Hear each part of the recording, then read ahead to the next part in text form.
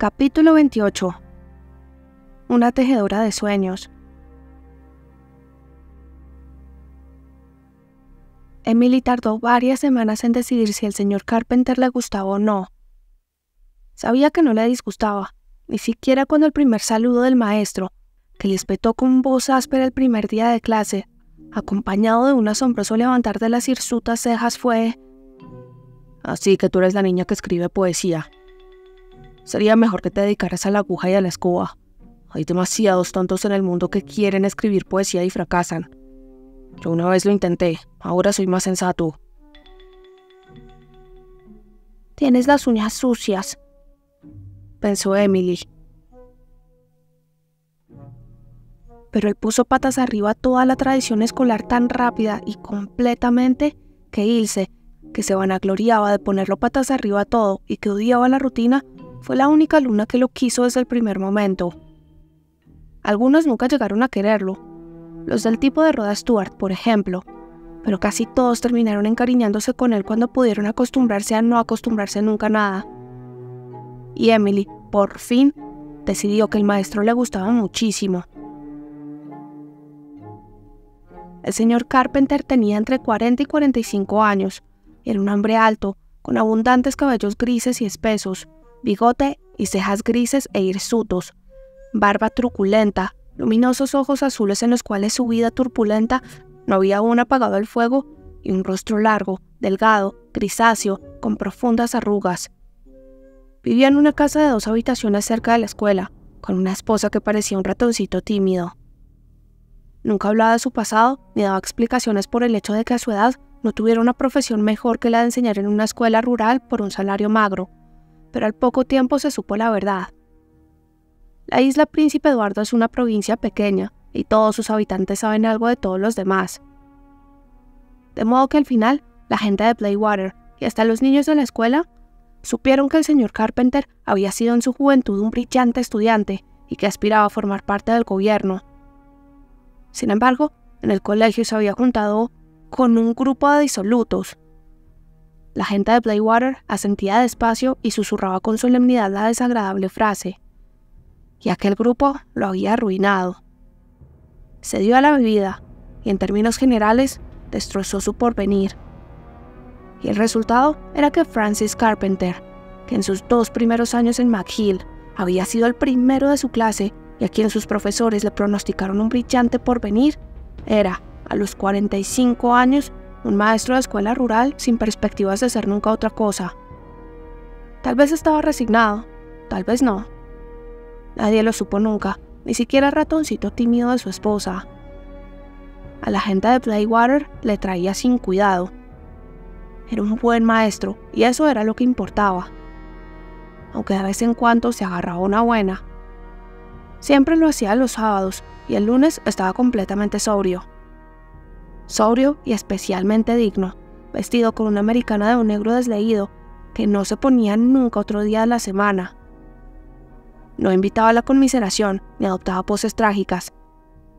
Pero a veces, cuando Emily lo miraba a la cara, inclinado sobre los problemas de aritmética en la escuela de Blaywater, sentí una pena enorme por él, sin comprender en lo más mínimo por qué.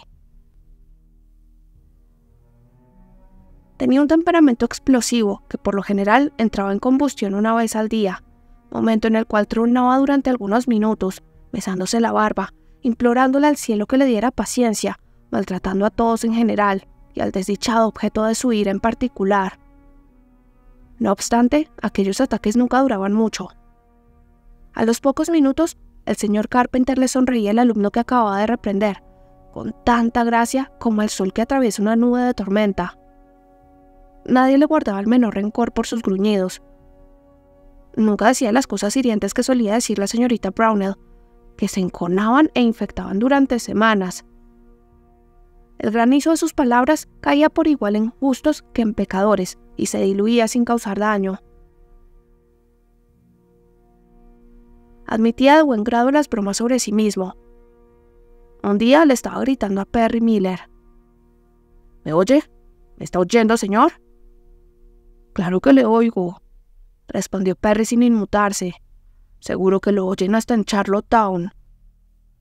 El señor Carpenter lo miró un segundo y enseguida estalló en una estentórea carcajada. Sus métodos de enseñanza eran tan diferentes de los de la señorita Brownell que al principio los alumnos de Blakewater sintieron como si los hubieran puesto cabeza abajo. La señorita Brownell era una fanática del orden. El señor Carpenter nunca intentaba, en apariencia, mantener el orden, pero de alguna manera mantenía tan ocupados a los niños que no les dejaba tiempo para travesuras. Durante un mes enseñó historia tempestuosamente, haciendo que sus alumnos interpretaran diferentes personajes y representaran los incidentes.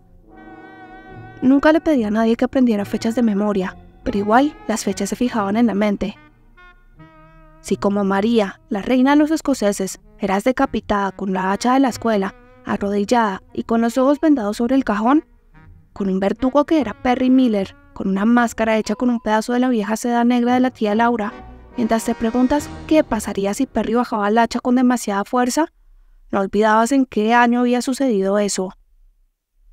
Y si librabas la batalla de Waterloo por todo el patio de la escuela y escuchabas a Teddy Kent gritando «¡Arriba, guardia, hacia ellos!», mientras dirigía la última furiosa carga, te acordabas de 1815 sin ni siquiera intentarlo. Al mes siguiente, la historia se dejaba de lado por completo y la geografía ocupaba su lugar. Entonces la escuela y el patio se dividían en mapas de países y uno se vestía como los animales que los habitaban o comerciaba con sus diversos productos a través de ríos y ciudades. Cuando Rhoda Stewart te ha estafado en un negocio de pieles, recuerdas que ella había comprado la carga en la República Argentina.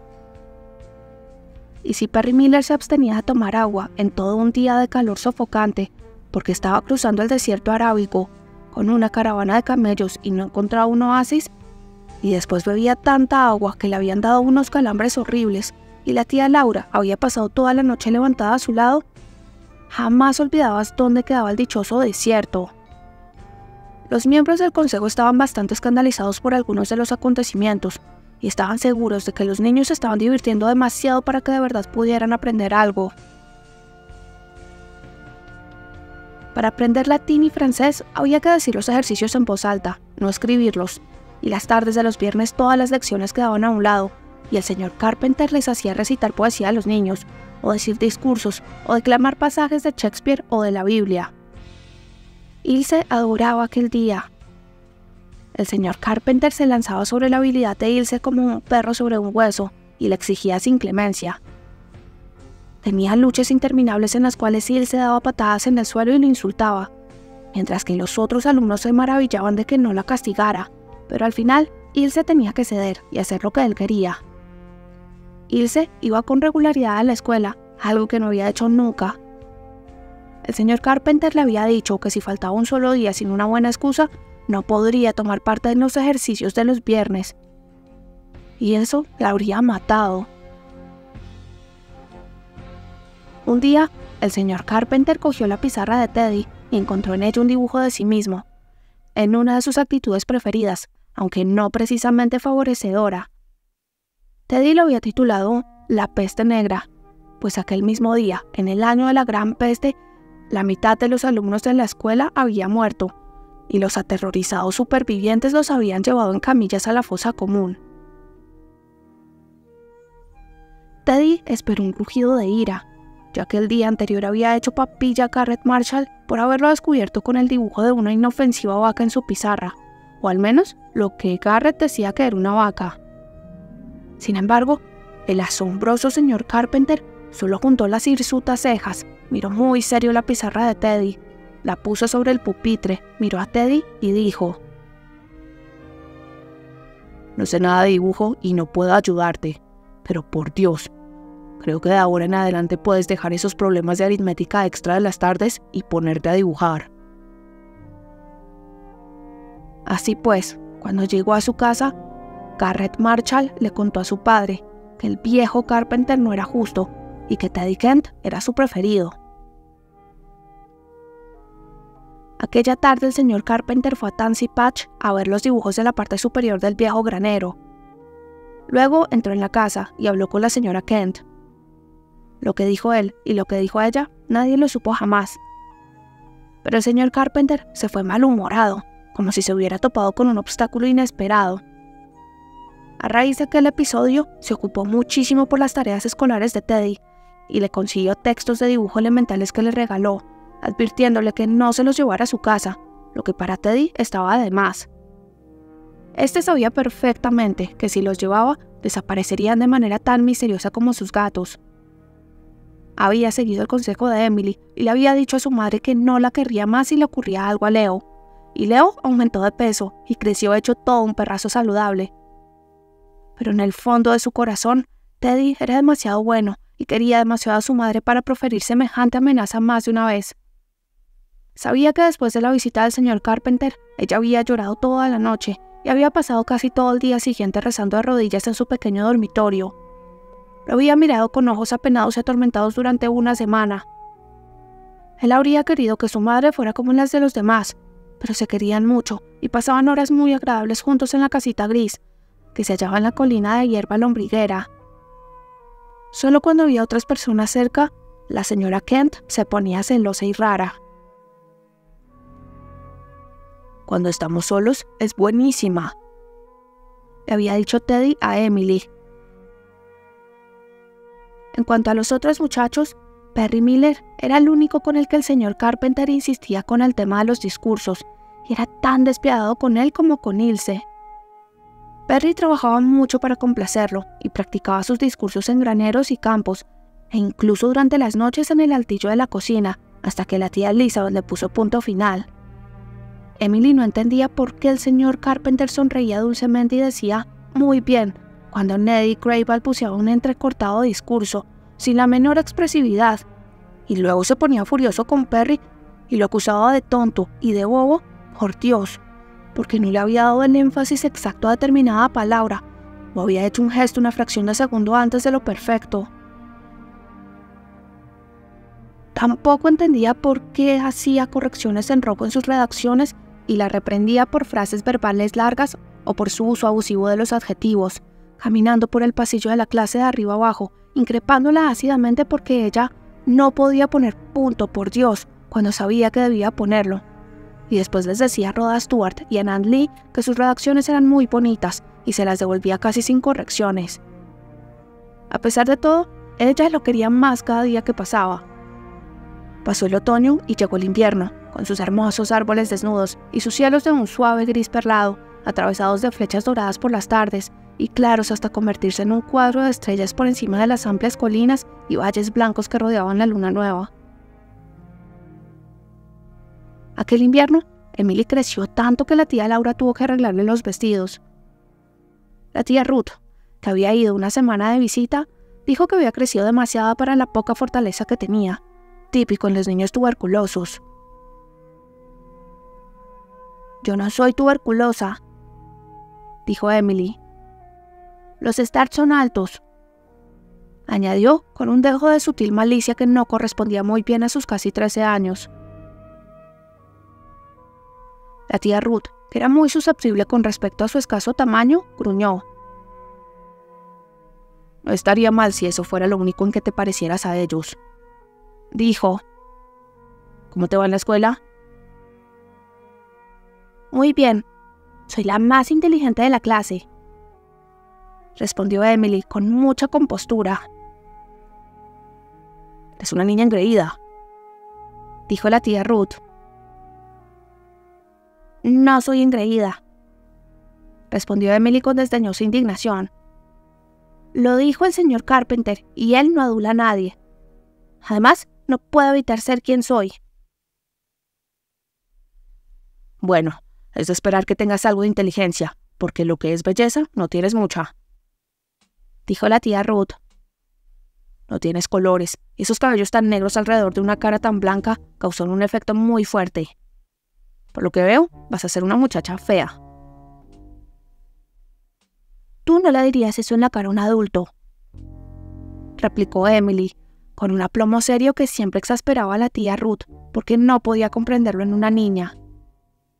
«Creo que no sería un esfuerzo tan grande ser amable conmigo como lo eres con otras personas». Te señalo tus defectos para que puedas corregirlos, dijo la tía Ruth con frialdad.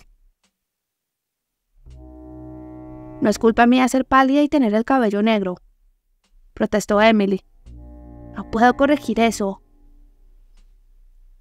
Si fueras una niña diferente, añadió la tía Ruth. Pero no quiero ser una niña diferente, dijo Emily convencida. No tenía la menor intención de bajar la bandera de los Starr ante la tía Ruth. No quisiera ser nadie más que yo misma, aunque sea fea. Además, añadió con aire majestuoso, al tiempo que se volvía para salir de la habitación. Aunque puede que ahora no sea muy guapa, creo que cuando vaya al cielo seré hermosa. Hay gente que encuentra a Emily muy bonita, terció la tía Laura, si bien no lo dijo hasta que Emily no hubo salido de la habitación. Era lo bastante Murray para eso. No sé qué le ven, soltó la tía Ruth. Es engreída e insolente, y dice cosas para que la crean inteligente. Tú acabas de oírla. Pero lo que más me disgusta en ella es que es tan poco infantil y tan insondable como el mar. Sí, Laura, insondable como el mar. Un día de estos lo vas a averiguar a tus propias expensas, si no haces caso de mis advertencias. Es capaz de cualquier cosa. La palabra astuta le queda corta. Elizabeth y tú no le han atado las riendas lo bastante cortas. Yo he hecho lo posible, dijo Elizabeth, rígida. Ella también consideraba que había sido demasiado permisiva con Emily. Con Laura y Jimmy eran 2 contra 1, pero la irritaba que lo dijera Ruth. Aquel invierno, el tío Wallace también tuvo un ataque de preocupación por Emily. Un día, entrando la luna nueva, la miró y dijo que se estaba haciendo mayor. ¿Cuántos años tienes, Emily? Le hacía la misma pregunta cada vez que iba a la luna nueva. En mayo cumplo 13. Ajá. ¿Qué vas a hacer con ella, Elizabeth?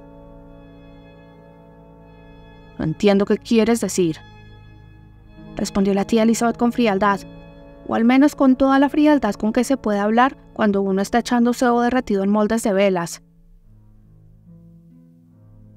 Bueno, pronto será mayor. No esperará que la mantengas toda la vida. Claro que no, susurró Emily con resentimiento en voz muy baja. Y es hora de que decidamos qué será mejor para ella. Las mujeres Murray nunca tuvieron que salir a trabajar para mantenerse, replicó la tía Elizabeth, como si eso pusiera punto final al tema. Emily es solo medio Murray, dijo Wallace. Además, los tiempos cambian. Laura y tú no van a vivir siempre, Elizabeth, y cuando se vayan, la luna nueva será para el hijo de Oliver, Andrew. Emily tendría que estar capacitada para mantenerse, si llega a ser necesario. A Emily no le gustaba el tío Wallace, pero en aquel momento le estaba muy agradecida. Cualesquiera fueran sus motivos, estaba proponiendo exactamente lo que ella deseaba en secreto. Yo sugeriría, dijo el tío Wallace, que la mandes a la Queen's Academy a estudiar para ser maestra. Enseñar es una ocupación muy apropiada para las muchachas. Yo contribuiré a pagar los gastos. Hasta un ciego se habría dado cuenta de que al tío Wallace le pareció un gesto muy generoso de su parte.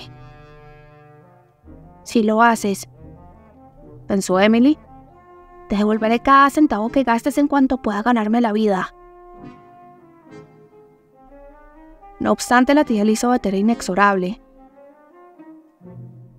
No estoy de acuerdo en que las muchachas salgan al mundo a ganarse la vida, dijo. No voy a mandar a Emily a Queen's. Se lo dije al señor Carpenter cuando vino a verme para hablar de prepararla para los exámenes de ingreso. Estuvo muy grosero. En tiempos de mi padre los maestros sabían cuál era su lugar. Pero creo que se lo hice entender. Me sorprende de ti, Wallace. A tu hija no la mandaste a trabajar. Mi hija tenía padres que se ocuparan de ella. respondió el tío Wallace ampulosamente. Emily es huérfana. Pensé, por lo que he oído, que ella misma preferiría ganarse la vida que vivir de caridad. «Y así es», exclamó Emily. «Y así es, tío Wallace. Ay, tía Elizabeth, por favor, déjame estudiar para el examen de ingreso. Por favor, te devolveré cada centavo que gastes. Te doy mi palabra de honor».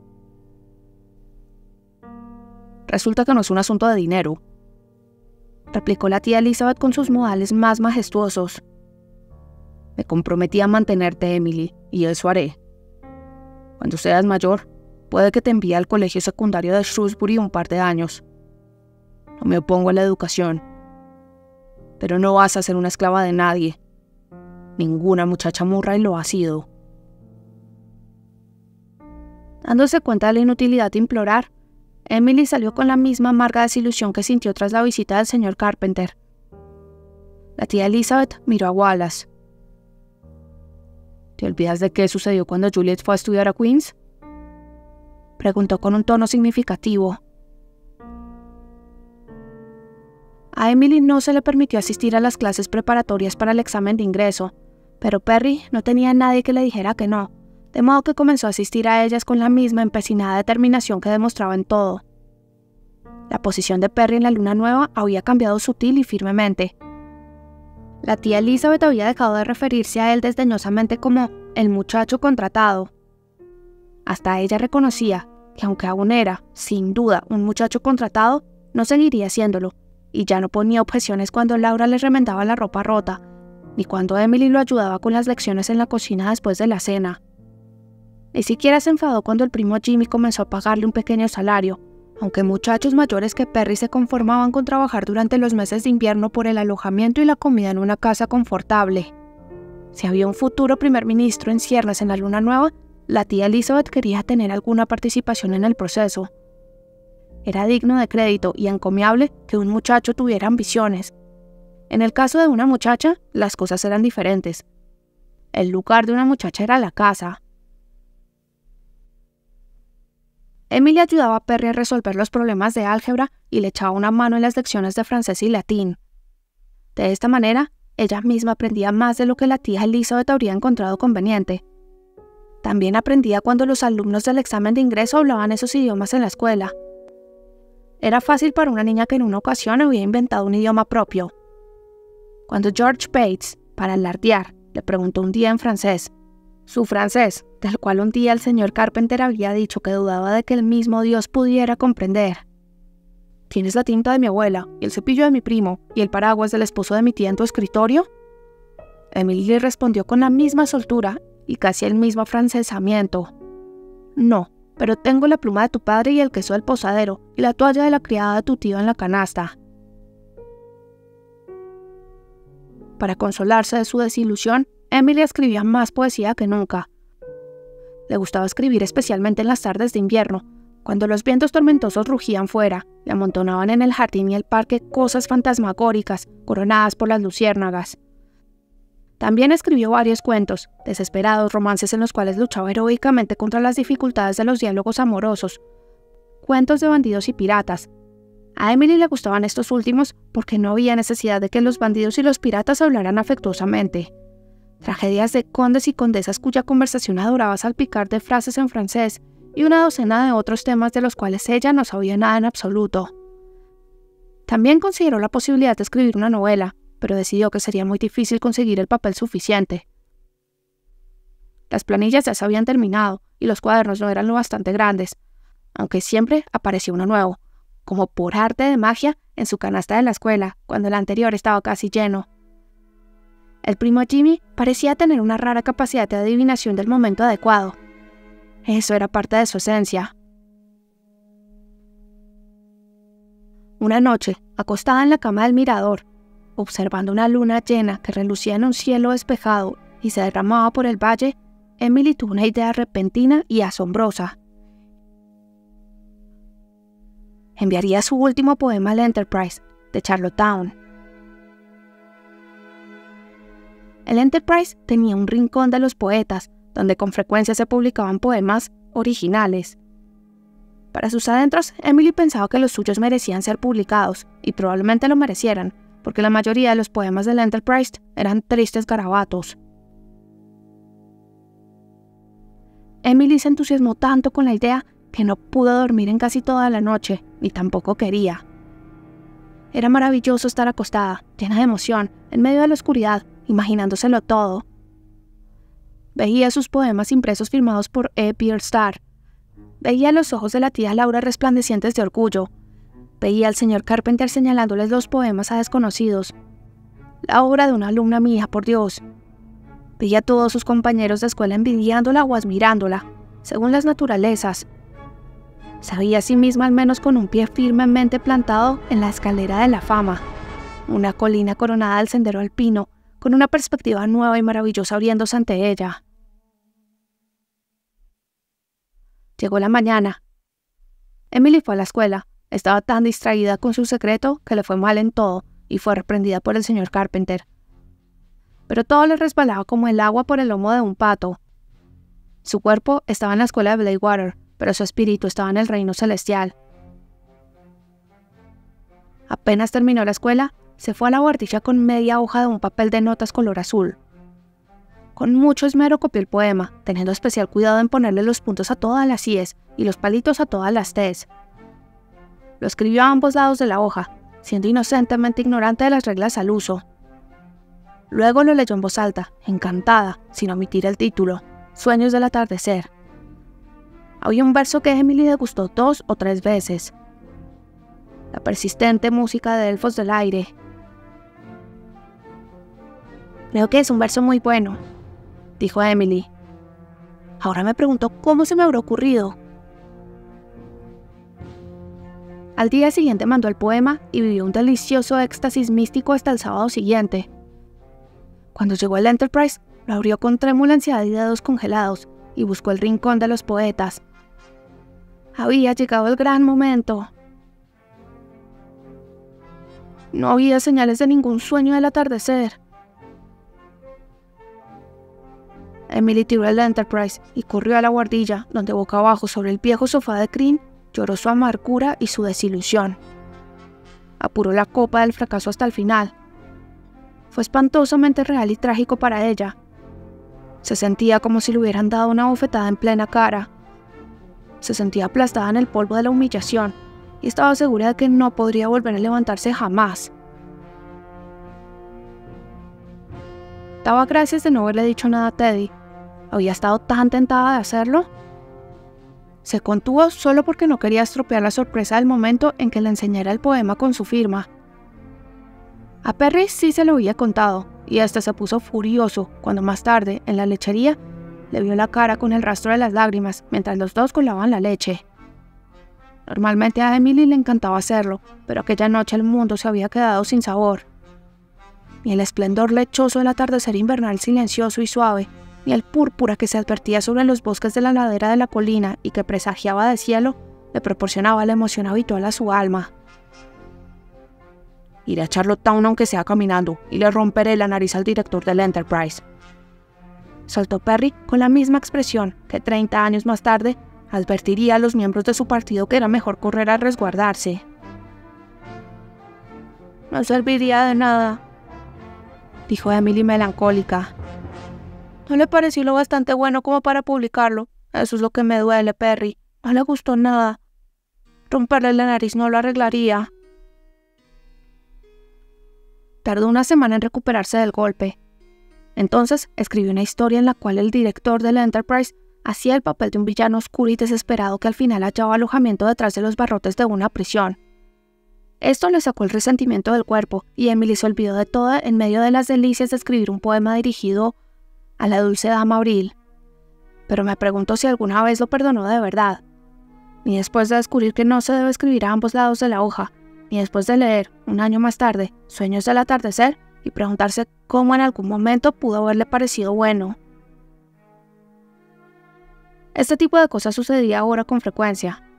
Cada vez que leía su pequeño tesoro de manuscritos, encontraba algunos en el que el oro de las hadas se había convertido en hojas secas, aptas solo para ser quemadas.